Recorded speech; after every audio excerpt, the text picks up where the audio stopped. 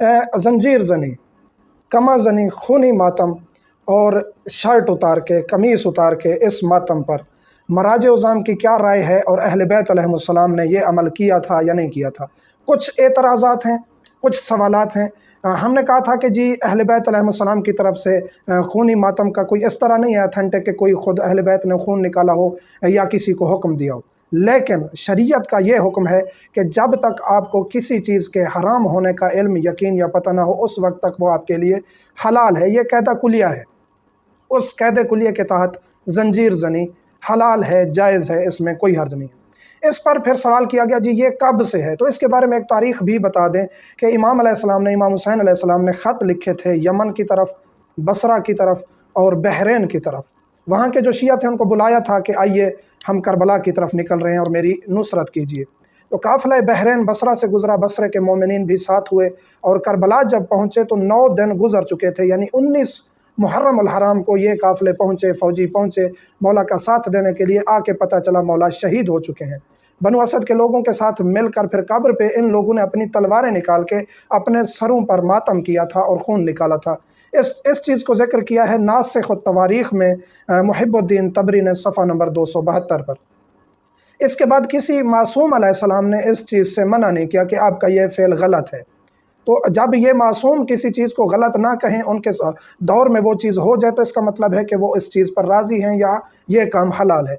इस चीज़ को अगर आप नहीं मानते कोई हर्ज नहीं। इसके बाद फिर रसूल करीम सल्लल्लाहु अलैहि वसल्लम जब ज़ख्मी होते हैं तो एक रिवायत है अवैस करनी और अहले सुन्नत के नज़दीक एक और सहाबी का नाम लिया जाता है, उन्होंने अपने दांत तोड़ लिए थे। तो लोग कहते हैं जी इसकी भी सनद दुरुस्त नहीं है या ये वाक़या मुस्तनद नहीं है। ठीक है जी, इसको भी अगर आप ना माने। इसके बाद रिवायत है बीबी ज़ैनब सलामुल्लाह अलैहा ने अपने पेशानी मारी थी जब मौला के कत्ल के सदमे में, तो उनका खून निकल आया था। इस चीज़ को भी लोग नहीं मानते। ये रिवायत भी बिहारुल अनवार और दीगर कुतुब में मौजूद है, इसका हवाला भी हम दे चुके हैं। इसके बाद इमाम अलैहिस्सलाम के दौर में, इमाम जाफ़र सादिक़ अलैहिस्सलाम के दौर में एक मोमिन ने मसाइब मौला हुसैन में उठकर अपने सर को दीवार में मारा और खून निकल आया, तो मौला ने उसे गलत या बुरा भला नहीं कहा। ये रिवायत भी मौजूद है। इन चीज़ों को आप नहीं मानते। ये वो चीज़ें हैं, वो इस्तिदलाल है जो मराज उज़ाम ने किया है, और उन्होंने इस जवाज़ की चीज़ को कि जवाज़ जायज़ है, इसको मद्देनज़र रखते हुए ये रिवायात भी आप पेश की है। आप इस चीज़ को अगर नहीं मानते, कहते हैं गलत है, मुस्तनद नहीं है, फ़लाँ है फ़लाँ है। इसके बाद आप सवाल करते हैं कि जी अगर ये अमर महबूब होता तो इमाम खुद क्यों नहीं करते।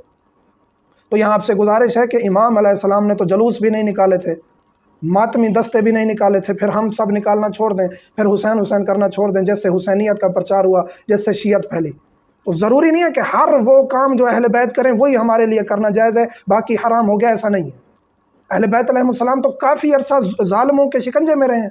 उनके बस में मजलिस होती करवा लेते, नहीं तो घर में चांदा साहब को, पर्देदार ख़वातीन को बिठा के मजलिस कर लेते थे। इसके बाद जी आप कहते हैं कि जी इस पर हराम की दलील नहीं है, लेकिन शरीयत ये तो कहती है आप अपने आप को नुकसान ना पहुँचाओ। तो ठीक है जी, अपने आप को नुकसान ना पहुँचाएं, तो फिर मातम करना भी खुद को नुकसान पहुँचाना है, मजलिस में भी जाना खुद को नुकसान पहुँचाए, क्योंकि वहाँ धमाके भी हो रहे हैं, कत्ल गारत भी हो रही है, शियों को मारा जा रहा है, और ख़ुद मजलिस पढ़ते हुए काफ़ी खुतबा बेचारे हार्ट अटैक हो जाता है, वो शहीद हो जाते हैं, तो उनको मजलिस पढ़ना छोड़ देनी चाहिए।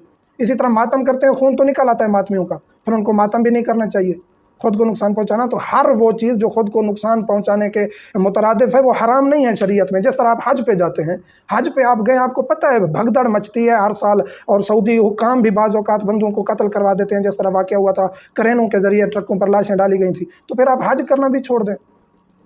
तो ऐसा हर अमर जिस पे आपको ज़रर का ख़दशा हो वो हराम नहीं है शरीयत में। और ये वो अमर है हुसैनियत का प्रचार, जिसमें अहले बैत अलैहिमुस्सलाम ने जायज़ करार दिया है किस चीज़ को, कि आप बुका भी कर सकते हैं, जज़ा भी कर सकते हैं। और जज़ा का माना हम बता चुके हैं। जज़ा से मुराद है कि बाल नोचना, अपने ऊपर अपने आप को मारना पीटना, इसमें कोई इश्काल नहीं है। मौला हुसैन अलैहिस्सलाम पर आप ये कर सकते हैं। तो इसमें मराज उज़ाम कर फरमाते हैं कि जज़ा में अगर खून भी निकल आता है या आप खूनी मातम करते हैं तो ये जायज़ है। ये तमाम चीज़ें हमने ज़िक्र की। इसके बाद बीबी ज़ैनब सलामुल्लाह अलैहा का मौला सज्जाद को कहना कि आप ख़ुद को इतना ज़्यादा तकलीफ़ देते हो, तो आप ऐसा क्यों करते हो। तो मौला कहते हैं मेरे बस में नहीं रहता। तो यहाँ भी हुसैनियत में जिस तरह जनाब आबे से शाकरी मौला के सहाबी हैं मौला हुसैन के, उन्होंने अपनी दिरा उतार के फेंक दी थी। तो एक शख्स ने कहा, एक सहाबी ने, हल जुनन या आबिस, क्या आबिस आप मजनू हो गए, दीवाने हो गए। तो वो फरमाते हैं कि हुब्बुल हुसैन जन्ननी, मोहब्बत हुसैन ने मुझे दीवाना कर दिया। تو وہ بھی تو انہوں نے درا اتار کے جو پھینکی تھی وہ خودکشی کے مترادف ہے کہ جی ابھی وہ قتل کر دیے جائیں گے۔ خودکشی اسلام میں جائز نہیں ہے، لیکن خون بہانے کے بارے میں شریعت نے یہ چیزیں بتائی ہیں جس کو مد نظر رکھتے ہوئے مراجع عظام نے ان کو جائز قرار دیا ہے۔ پھر ہم نے فتوے بتائے تھے کہ یہ فتویٰ اس طرح ہے، یہ فتویٰ اس طرح ہے۔ پھر ہم نے کہا کہ آیت اللہ سستانی خاموش ہیں اس مسئلے میں۔ جب ایک مرجع اس مسئلے میں خاموش ہو جائے تو آپ اصالت کی طرف جا سکتے ہیں۔ قاعدہ کلیہ ہے، اصولی کلیہ ہے کہ جب آپ کو کسی چیز کے حرام کا پتہ نہ ہو تو وہ آپ کے لیے حلال ہے، اور جب ایک مرجع خاموش ہے تو آپ اس حالت کی طرف جا سکتے ہیں اور آپ کے لیے جائز ہے تدبیر کرنا۔ لیکن اگر آپ اس طرف بھی نہیں جاتے، آپ کسی دوسرے مرجع کی طرف رجوع کرتے ہیں، تو پھر یہ یہاں مجھے زبردستی کہا گیا اور سخت الفاظ سے کہ جی نہیں، پھر ولی فقیہ کا امر آپ کے لیے ضروری ہے ماننا۔ تو گزارش ہے ولی فقیہ جناب قبلہ آیت اللہ آغا رہبر دامہ ذلہ، احترام ہے ان کے لیے، ان کا احترام ہے، ان کے قدموں کی خاک ہمارے آنکھوں کا سرما۔ لیکن آپ جو متشدد حضرات ہیں، آپ مرجع کو گالیاں دلواتے ہیں، ان کو پتہ ہی نہیں آپ لوگ کیا کر رہے ہیں۔ اور آیت اللہ ناصر مکارم شیرازی ان کے رائٹ ہینڈ مرجع مجتہد مسلم مجتہد جو ایران میں موجود ہیں، ان کا قول بتاتا چلوں، اور ان کی اوریجنل ویب سائٹ استفتاءات کی اس کا بھی لنک دے دوں گا، وہاں جا کے سرچ کر لیجئے گا۔ جو لتر اٹھا کے یعنی کہ جو چترول کے لیے پھر رہے ہیں، جن کو کوئی مولوی ایسا ذاکر کوئی بھی مل جائے کہ جس نے کوئی ایسی بات کی ہے جو ان کے نظریات کے خلاف ہے، اور اس کی چترول وہ شروع کر دیتے ہیں، تو آپ کے لیے گزارش ہے آغا مکارم شیرازی کا فتویٰ پڑھیے۔ ان کے نزدیک سپریم لیڈر آیت اللہ خامنائی ولی فقیہ ہیں فقط ایران کے، کیونکہ ایران کی شورا لجنہ کمیٹی نے ان کو منتخب کیا ہے، اور ان کی ولایت جو ہے باقی ممالک پر نہیں ثابت۔ آپ کو لنک بھیج دوں گا، وہ تحقیق کریں۔ یہی چیز ہم نے کہی تو انہوں نے کہا جی ولی فقیہ ولایت فقیہ کا کنسیپٹ اسے پتہ ہی نہیں ہے۔ ٹھیک ہے، مجھے پتہ نہیں ہے، لیکن آپ کو پتہ ہونا چاہیے کیا ہے۔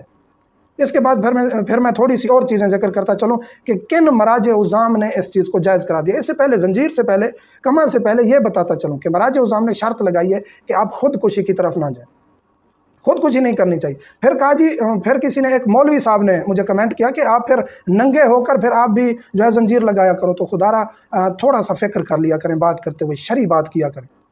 ایک تو پہلی بات یہ کہ ایک بابا جی نے کہا کہ جی ننگے ہوتے ہیں، اور ننگے ہونا جو جائز نہیں، اور حضرت عبدالمطلب نے حرام قرار دیا تھا۔ تو میں آپ کو استفتاءات بتا دوں، آیت اللہ سستانی باقی دیگر تمام مراجع عظام جن کے نزدیک مرد بغیر شرٹ کرتے کے فقط شلوار یا ایک کھلا انڈر ویئر اس نے پہنا ہوا ہے، اس کی نماز بھی ٹھیک ہے، اور جب وہ نماز پڑھ رہا ہے، اسے خاتون مسجد میں ہو گھر میں ہو پھر اسے نہیں دیکھ سکتی، نماز کی حالت میں بھی خاتون پر پردہ ہے، خاتون پر پردہ واجب ہے، ہم بارہا کہہ چکے ہیں۔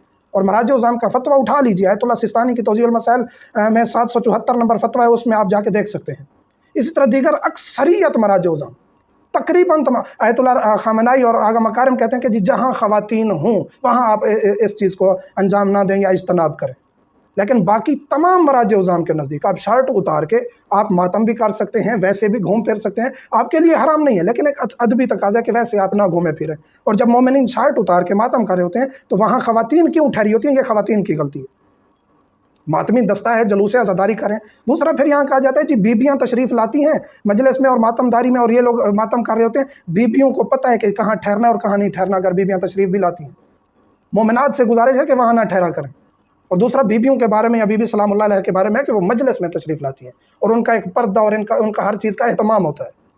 وہ ایسے نہیں ہے کہ نعوذ باللہ من ذالک مردوں کے مجمع میں آ کے کہیں ٹھہر گئیں۔ بی بی سلام اللہ علیہ اور اہل بیت علیہ السلام ہمیں ہر وقت دیکھ رہے ہیں، ان کو وہ شریعت کے بانی، ان کو پتہ ہے شریعت کیا ہے۔ آپ ایک فتویٰ مسلط کریں جی ننگے ہو کے، خدا کا خوف کریں۔ ننگا ہونا اور بات ہے، شرٹ اتارنا اور بات ہے۔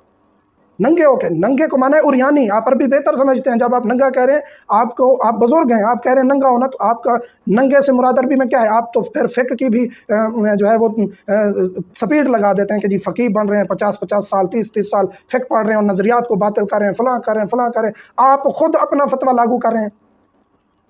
دست بستہ گزارش ہے، دست بستہ گزارش ہے، مراجع عظام کے فتوے کو نقل کریں، آپ کی یہی ذمہ داری، ہم بھی یہی ذمہ داری ادا کریں۔ چھوٹا سا طالب علم، چھوٹا سا، لیکن کوئی بات آپ کو غلط لگتی ہے، علماء سے بھی، طالب علموں سے بھی، عوام سے بھی گزارش ہے اس کی دلیل مانگے۔ کسی کو گالی دینا، کسی کو سب و شتم کرنا، اس کا پھر آپ نے حساب خود دینا ہے۔ ننگے ہونا اور بات ہے، اریان اور ننگا ایک ہی لفظ ہے۔ عربی میں اریانی کہتے ہیں، اردو میں ننگا کہتے ہیں۔ ننگے سے مراد ہے پورا جسم ننگا ہوتا ہے، اور نیم اریانی یہ ہے کہ آپ نے مثلا کہ یہ خواتین کے لیے لفظ استعمال ہوتا ہے، مرد کے لیے نیم اریانی کا لفظ استعمال نہیں کیا گیا، کیونکہ اس کا پردہ ہی اس کی شرمگاہ ہے۔ اور مرد کے لیے مجھے کہا گیا جی تم مارو دکھاؤ فلاں، میں الحمدللہ ہر سال زنجیر زنی کرتا ہوں، وہاں کرتا ہوں جہاں مجھے